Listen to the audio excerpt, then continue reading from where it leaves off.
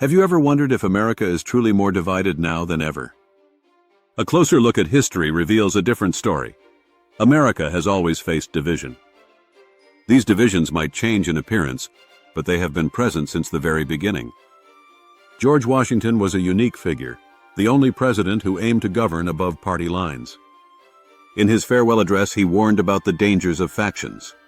Sadly, after he stepped down, political parties quickly emerged. The Federalists, led by John Adams and Alexander Hamilton, aimed for a strong federal government and aligned with Britain. In contrast, Thomas Jefferson and James Madison's Democratic Republicans championed states' rights and supported France.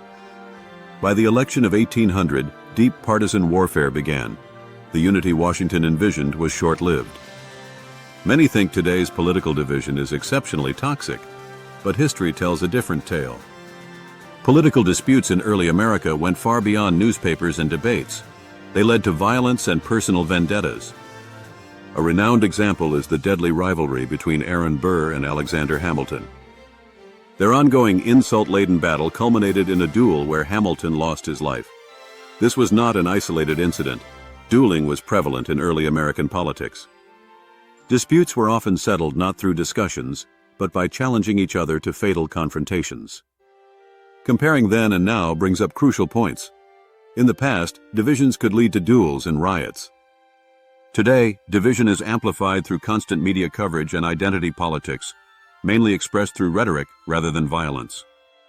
Each generation perceives its divisions as unprecedented. However, Americans have long lived with significant divides.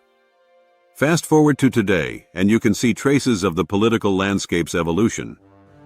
The Federalist approach aligns more closely with today's Democrats, emphasizing a strong federal role. Meanwhile, the anti-Federalist stance mirrors today's Republicans, advocating for state power and skepticism toward Washington.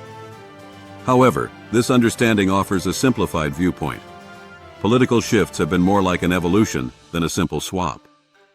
Over time, voters and regions have changed loyalties. Today's political parties are not the same as those of early American leaders, but the core debates around central versus local power persist. One must also consider how history is interpreted. Phrases like, "the parties flipped," suggest sudden changes, but these shifts were complex and gradual. Historians can have vastly differing views on the same events, underscoring that interpretation is often subjective.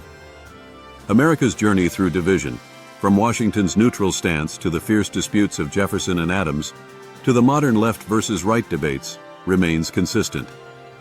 The players evolve and party names shift, but central questions endure. How much power should the government have, and who decides? Ultimately, history is not a static narrative. It continuously transforms. The lesson may not lie solely in the inevitability of division, but in the repeated failures of the two-party system.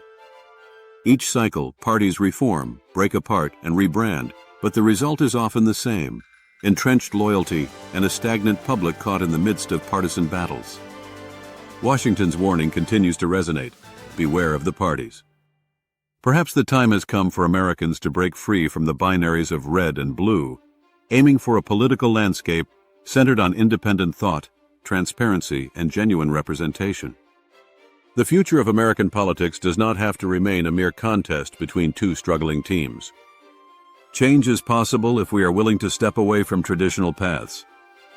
Where do you stand on the spectrum? Have you read and followed the platform you stand by? Or is there another reason you lean that way?